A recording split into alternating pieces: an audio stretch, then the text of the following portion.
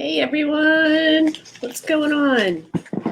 Crazy Eyes here. Yeah, it's my new nickname. All right, I can't get this mirrored image down. So I'm not using my good camera today. Say hi to Jack. Jack, say hi. Yeah, say hi. Come over here. Come over here. Hi. And this is Buddy. He makes a very rare appearance. Say hi. Say, look at my paws. Look at how big my paws are. Yeah, I'm not getting used to this camera. Say, I got big paws. Got thumbs too, and they use them. Hey, Dodo, want to say hi? No, you're just being weird. All right, so once I figure this camera out, I'll be great. Ooh, at least it's not reverse. Yeah, I definitely can't figure this camera out. All right. Did you see these awesome things? Probably upside down. Here we go. Yeah, the light's kind of shining on them here. That's better. Who doesn't like all this awesome food? This is the time. Let me just double check on my account and make sure this is playing with sound, because we had a point when I did this the first time, no sound, 40 minutes of it, and I don't want to go through that again. So let's see. It's funny because I'm pretty technically inclined, but when it comes to this stuff, I've lost it. Ooh, awesome. All right, great. So I've got sound. Let's click on this. It's funny because I'm pretty technically inclined, but when it comes to this stuff. And I'm not hearing a reverb, so that's good. I'm just going to put that over here so I can see what's going on. Yeah. So how are you all today? You guys joining me for how to learn how to start a garden. Let's get rid of this, show all of me. Yeah, so let me overview what I went. I started this series about a week ago. Probably a little over a week ago. I got sick and had absolutely no voice, so I had to put it on hold. There was no way. I'm actually finally back to talking without coughing. Not sure what it was, whether it was the flu, a cold.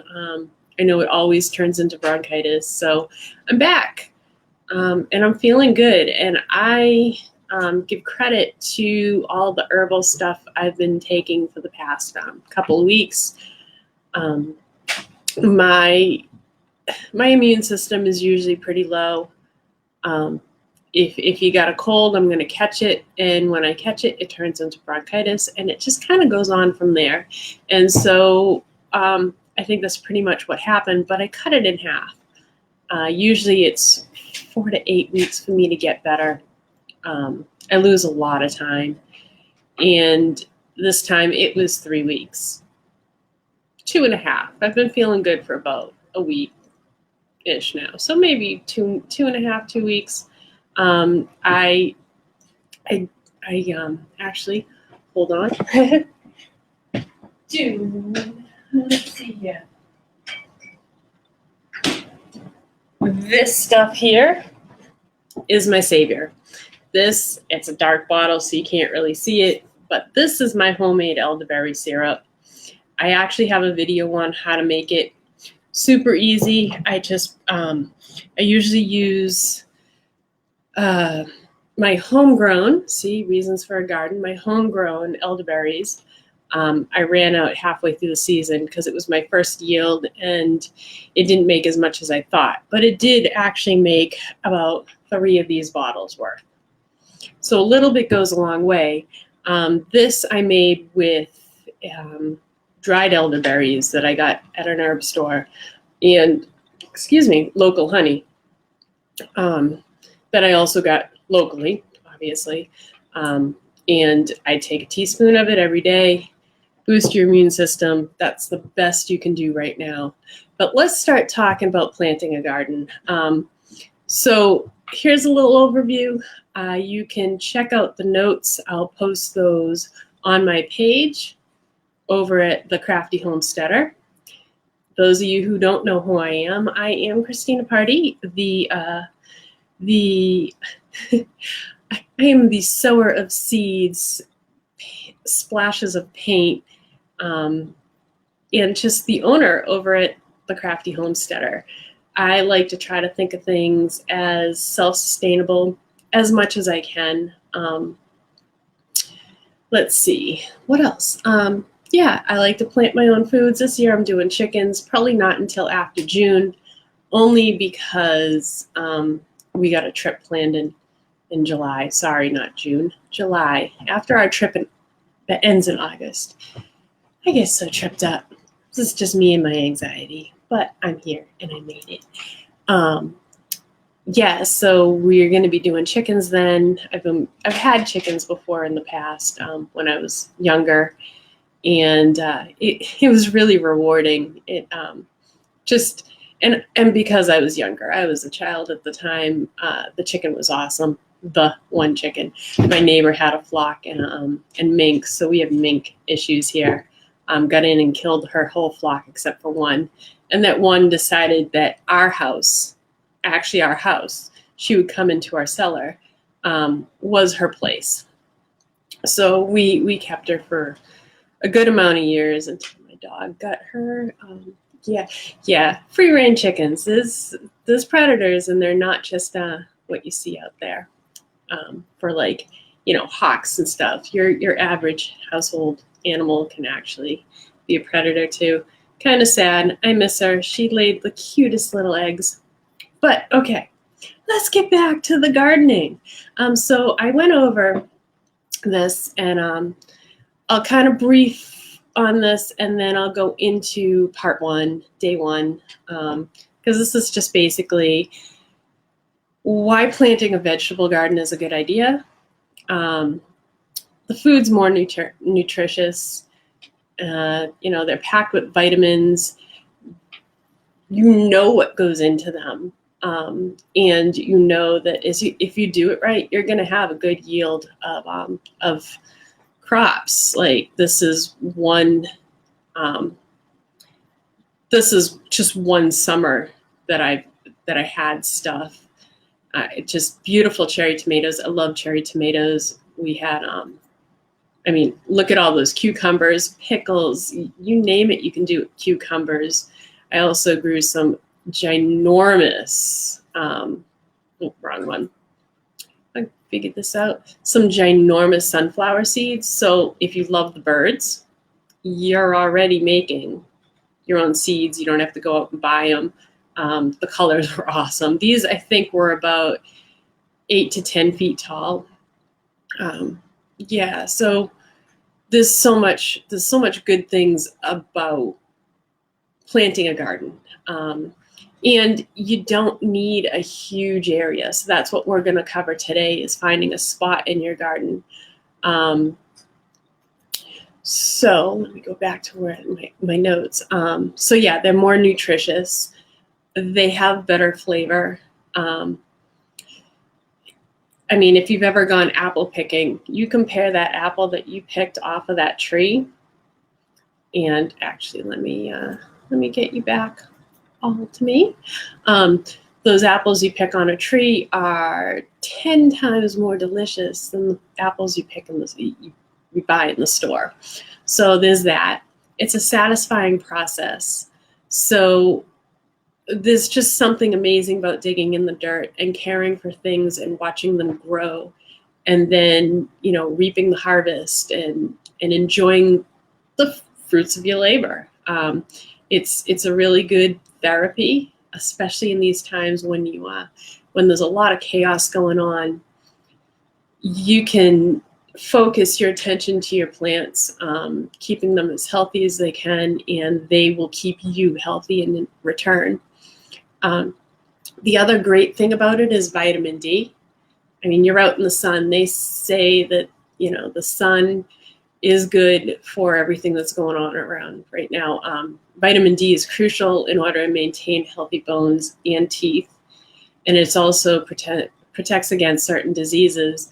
And the best form of getting it is directly from the sun. You know, even on the cold days that the sun's out, get out there and sit in the sun. I did a series before this about how to beat the winter blues, and just sitting in the sun, even if you're bundled up, that sun on your face, it also does stuff that affects your mentality when processed through the eyes. So you just want to sit there and bask in the sun. You know, be safe about it. Cover up. You can cover up if you don't want to sunburn. I honestly don't believe in suntan lotions. I think there's more chemicals in them than there are good things about them. So you might want to see if you can find some chemical-free sources to protect your skin. But even just covering up is great. I really love the new like shirts that they have for golfing and sports that have the UV barrier in it. So just, you know, don't overexpose yourself. Be smart. Get 20 minutes of sun a day if you can. We've got a gloomy day today, so there's no sun out there. But yeah, that's another thing you get when you're out there plucking your weeds and maintaining your garden. It also, and this is perfect for what's going on right now, saves you money. With this uncertainty in times, it's good to know that you'll have something to feed your family with. And it doesn't just have to be outside. You can actually grow a lot of stuff that's good for you inside to supplement going to the grocery store. So yeah, that's pretty much the overview that I covered a couple weeks ago when I first started this series. So today's about picking the spot in your garden that you think is going to be, that's actually good for growing your plants. So let's see here. So recently, well, here, I'll show you a couple spots that I garden in. This here, come on. This here is the garden I built last year. The picture's not done. There's a couple of photos on my timeline that show the completed garden. It's actually all closed in. We have a lot of stuff that eats gardens. Last year, basically, I was going over how much stuff got eaten out of my garden compared to what actually grew, and the veggies that the animals just don't like. And good thing is, those are good veggies, so I didn't really lose out. But yeah, I built these two. Super easy. Those are only just, they're, what are they? 2x6s on this one. Just really cheap lumber. I kept it pretty minimal. So you buy them in 8-foot lengths, and then for the ends, I cut them down into 4-foot lengths. This area is pretty much south facing. The sun comes out of that little left-hand corner and is there pretty much the whole day. So it gets a good amount of sun. I've added a irrigation system to it. So that's my my veggie garden right now. Let's see what else we got here. I have another one. I thought I had another one. It's not in here. I got a picture of my let me see if I can find that. What is now my berry garden. Let's see here. There. So let's hide that one, and where to go? It's loading. Here we go. This is my berry garden. I really love this. So you guys have seen the Pinterest post that's been going around. It's been around for a while. This really expensive garden kit. Well, I made it myself. They're only 2x4s. They're not pre-treated. They're not PT. They're pretty much just regular 2x4s. It's holding up pretty good. I think I might have one little rot spot, but that's easily fixed. I still need to put the fencing around it, but I actually have my my elderberries planted in this right now. And they're a little overgrown. I have my elderberries, my raspberries, blackberries, and strawberries in there. So that's now my berry garden. And I love it. It's just really, really nice to work in there. So, all right, let's hide that and open up my notes again. So finding a spot in the garden. First I'm going to say, if you guys like what you're seeing, hit those, smash those hearts. Smash those hearts. Let's light up the screen with red. I'd love to see it. Share this for anybody who you think might benefit from it. These are great times to really start a garden. Yeah, I can't see anything more about that. It's also, if you want to share this, the next steps and stuff like that, we're going to be going over how to choose your container, how to actually plant and sow the seeds, and how to maintain it. So if you guys have kids, it'd be great for like a home ec class, just for self-sufficiency. It might be fun for them to watch. And I know a lot of you have got kids home right now and you have to do a little bit of homeschooling. If you guys want to share this with any of your mom friends and stuff, please go ahead. And yeah, smash that button down there, share it, let's get it out. I'd love to help you all out in starting a little garden. So, all right, I covered that already. I'm sorry I can't do things without notes. I never really was good at standing up in front of the stage, in school doing book reports and stuff like that. So I need this to keep me a little bit more focused. Also, go to my Happy Homesteader, not Happy Homesteader, the Crafty Homesteader page, and like and follow it. It would really help me out, and you could get some event notifications and such. So I'd love to know where all of you are watching from. It'll give me an idea of what kind of plants you can grow in your area, what your growing seasons are. Not sure if I covered that yet. Kind of all over the place. And also, I will have notes, all my notes on this on available to you guys, so you can kind of refresh in it. It kind of goes through. I'm just going to put the outline of my notes in it. But here's something that I'd like to talk about is your hardiness zone. So tell me where you guys are coming from. Are you team orange, team green, team blue, team purple? Let me know. I'd love to know. So I'd love to share some seeds with you guys too, and that kind of gives me an idea what seeds would be great to send you. So if you follow this series completely, I will send you out some of my favorite seeds. They're from this company right here. I love this company. Absolutely best seeds I've gotten so far.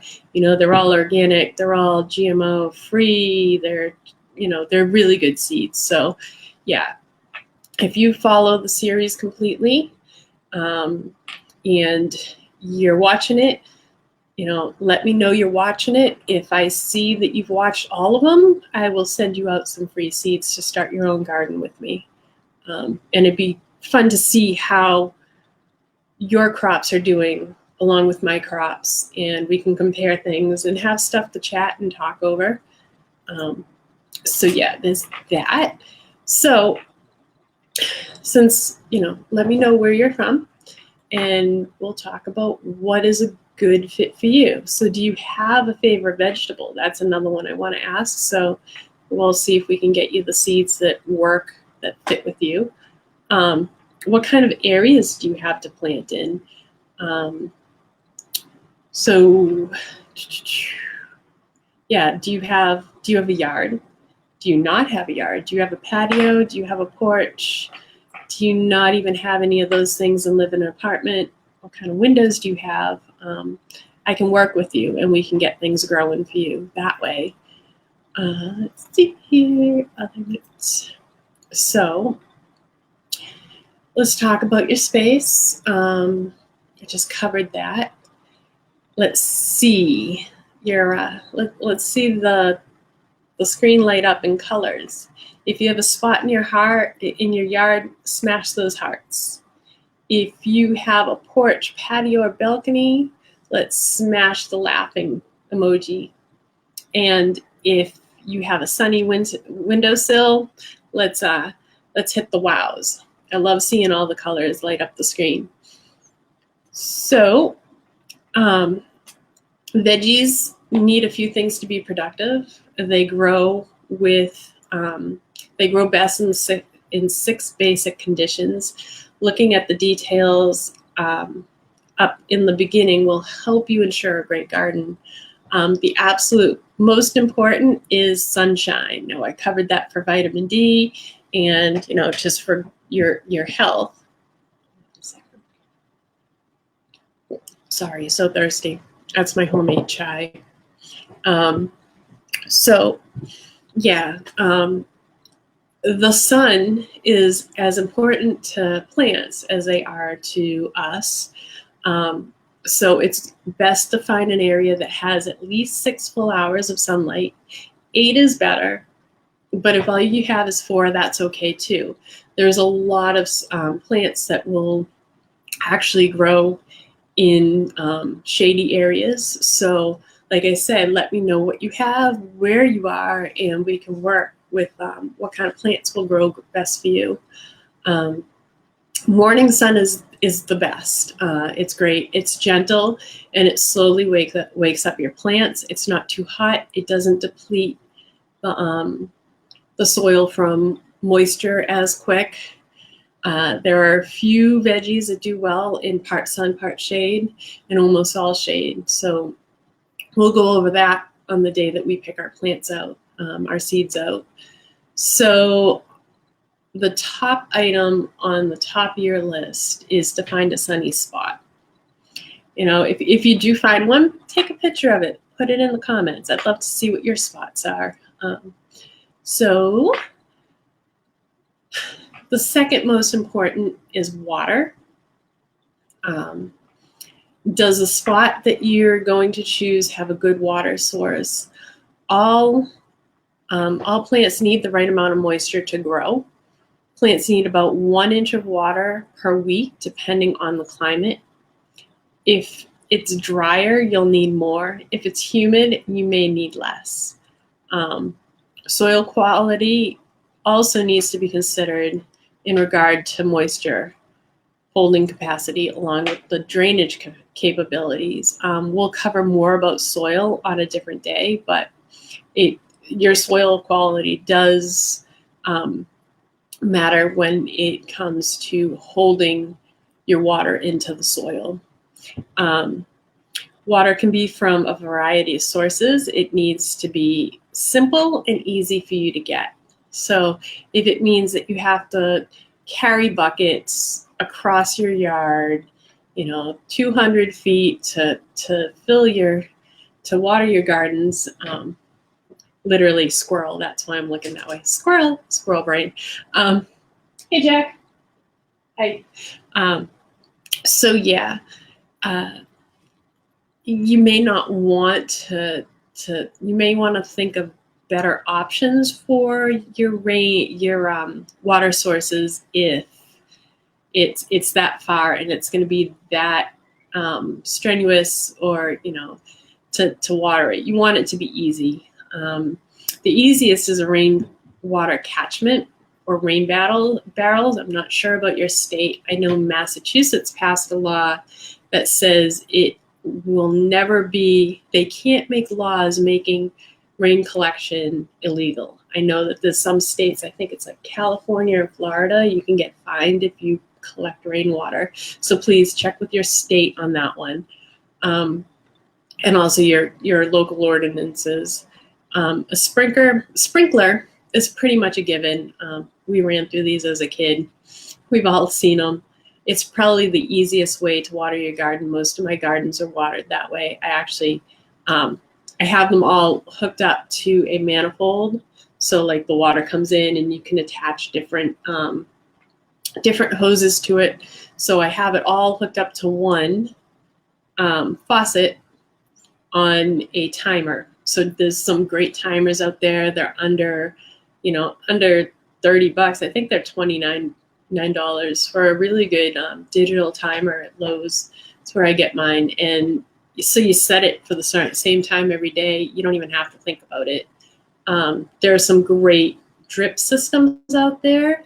So I have the hoses hooked up to a drip system, and instead of swamping your plants, it drips throughout.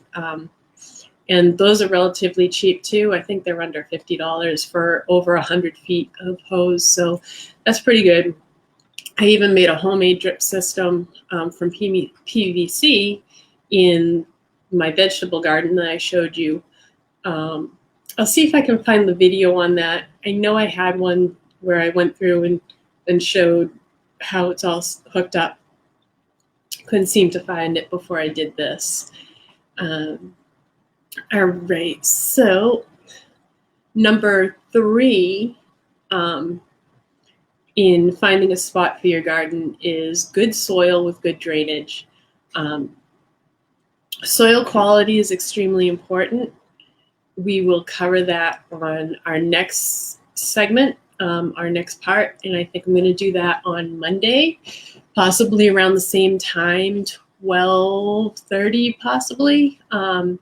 I like doing them during the day as opposed to night. By evening, I'm pretty much done. So I'm going to try to do it around the same time, 12 tomorrow. 12:30. I think 12:30 will work. Yeah. So we'll cover your soil and why, what kind of soil is good for your garden. You want to make sure it's workable with not a lot of rocks. If there's a lot of rocks, you want to loosen them and remove as much as you can. Up here in New England, there's just an old saying that rocks are called New England potatoes.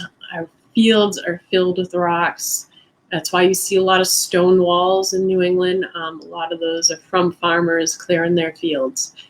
And yeah, it's actually pretty amazing. Like every spring, more rocks. They just come up to the surface. So that's another thing that you've got to take out those rocks, make it nice and loose. Can you dig in it? Is it a loose soil? Is it hard packed? Is it a lot of clay? And if it's not that great of a soil, you can add amendments to it to increase the soil quality. So I thought, okay, let me go back. We're going to cover the soil in not Monday, but in the next one. The next one I want to pick containers. So Monday we'll be doing containers, and possibly Wednesday we'll do soils. So I'll go more into the soils and what I like to use, and stuff like that. So that'll be Wednesday, not Monday. Also, the other thing is good drainage. So well-drained soil is extremely important. If water drains away from the roots too quick, the plants will parch. If if it's not moving away from the roots too quick, you can also get them to rot. So yeah, we'll touch base more on that on Wednesday when we cover soil. So I've covered sun, water, soil. Next is animals and fencing. It's huge. Let me tell you, I think this is one of those important things. Both wild and domestic animals can really put a toll on your garden. Squirrels, rabbits, woodchucks, deer, even birds can really cause issues. While I was planting my garden last year, I was going through loosening up the soil, putting some manure in it, and I started finding shriveled up blueberries. So what was happening was the chipmunks were stealing blueberries off my bushes the year before and burying them in my garden. So yeah, they may seem small, but they can actually cause issues with your garden. The other issue we have are rabbits and woodchucks and deer. So that's why, if you noticed on my fencing around it is pretty tall. They're pretty much enclosed on my vegetable garden because deer have long necks and they can actually reach pretty high. So I've had them eat the corn off the top of my stalks, which, it's lifted about 4 feet, 4 feet, plus another 6 to 7 feet for the corn stalks, and they're eating them off the top. So last year, my whole garden in the spring, all my new shoots and everything were completely leveled. Gotta love Mr. Woodchuck. I mean, they're cute, they're adorable, they're actually rather friendly, but they really do like eating your veggies. So what I like to do is set up another garden closer to where they have their burrows, and it kind of takes their attention away from my garden when they have their own stuff to nibble at. So, for the cost of seeds, which is next to nothing, I don't mind giving them their own garden that they can nibble through. There's a really cute video out there on Facebook about this guy who has a camera on his extremely adorable woodchuck nibbling away at his food. It's just, and it's a love story too. So you got to check that out if you can find it. I think it's a YouTube, not sure. So dogs, cats, and chickens can be issues too. Trampling through. Cats tend to like nice soil to, do what they do best in. And chickens will just stomp and pick everything about. So you really want to put up some fencing around it, just to keep the troubled animals out, help with can't talk. The fencing also helps with protecting crops from the wind. If you're in a windy place, it might help to buffer the wind so your crops aren't actually, starting to grow sideways and stuff like that. It's much better for them. Some crops actually like to grow up your fences, and it helps them, be supported. And I also want to go through creating your own fences down the road. There's so much stuff that you can use. It's readily available that you don't have to pay for. Just a little rummage out and about, and you can make your own fences. I want to cover that in a series after we finish the Planting a Garden series.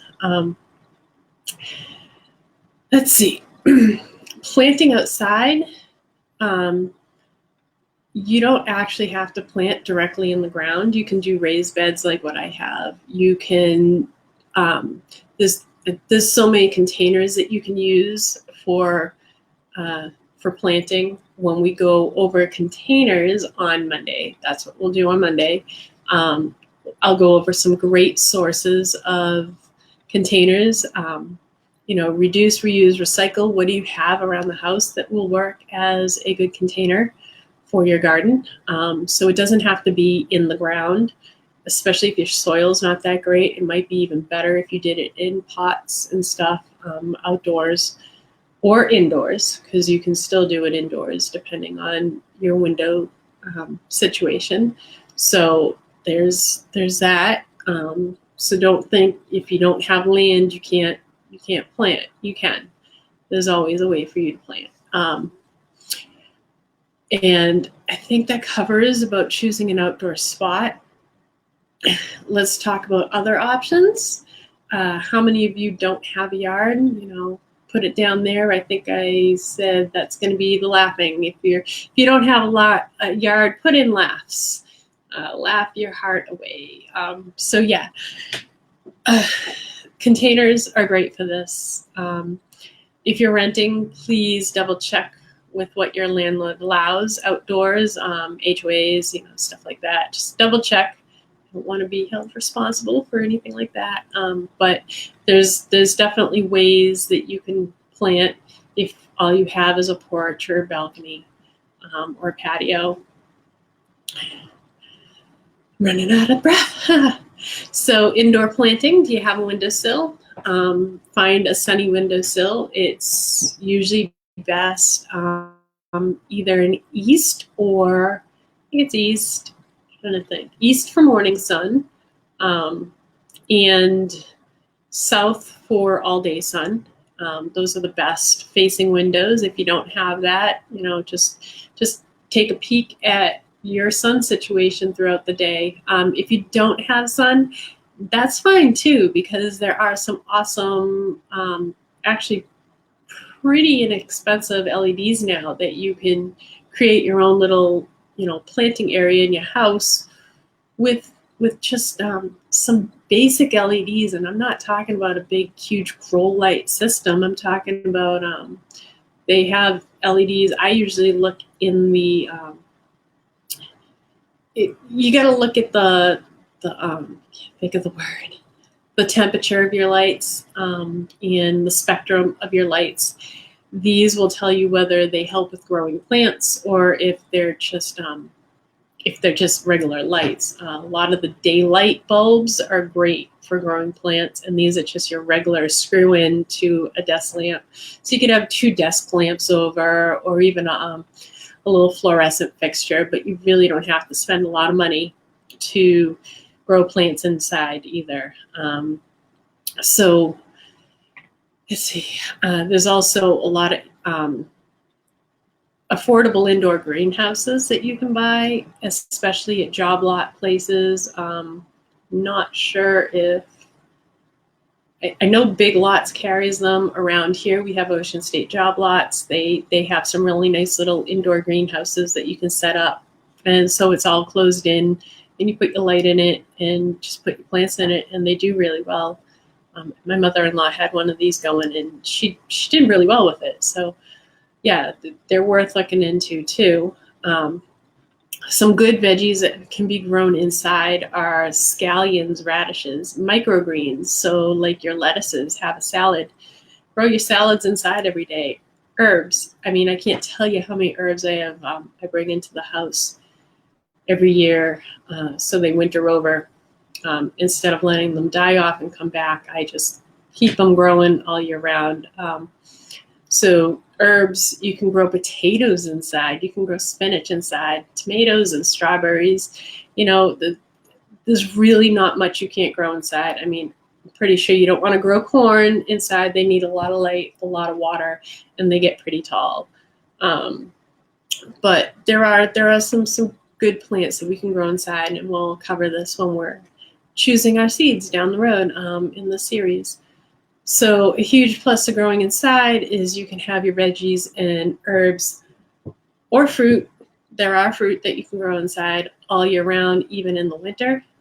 So what you start now, next winter, you'll have and won't have to worry about running to the store because who knows how long this is all going to go on for. So it's less that you have to travel to the store, the better, right? So why not start one in your home? I want to say you do want to make sure your plants indoors are protected from your pets. Some of them can be dangerous for your pets, so you want to make sure you fence up around or put some sort of barrier around your indoor rainforest containers. But it also doesn't mean not to plant those plants, but you just want to keep them out of reach for your animals. And there's ways to do that. It's pretty simple. So yeah, do a little bit of research before planting, and if you have to, set up a little fence around it, just to keep your animals out and keep them safe. But there's also some really good vegetables that your animals can eat, so it's worth looking into. So on Monday, we're going to cover choosing the right containers for indoor planting, even outdoor planting on the patio. This may not be This may not be all vegetables, but here, let me cool.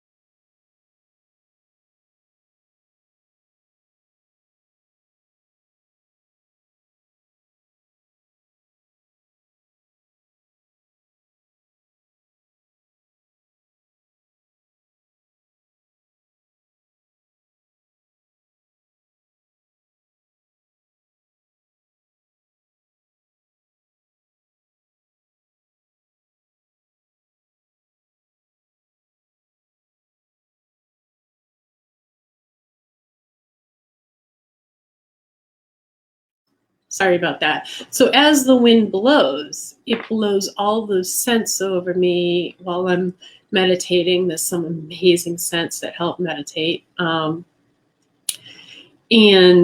also, so awesome stress relief. And what's the other thing I was going to say? But yeah, it keeps the bugs away, it keeps the mosquitoes away. I believe lemon verbena, the lemon scented things help. I think rosemary actually helps too. There's a bunch of different plants, like lemongrass, mostly the lemons, but it keeps all the mosquitoes and stuff away. So that's why it's my oasis. It's my little happy place in the summer. I kind of wish I could have it all year round. We're working on that.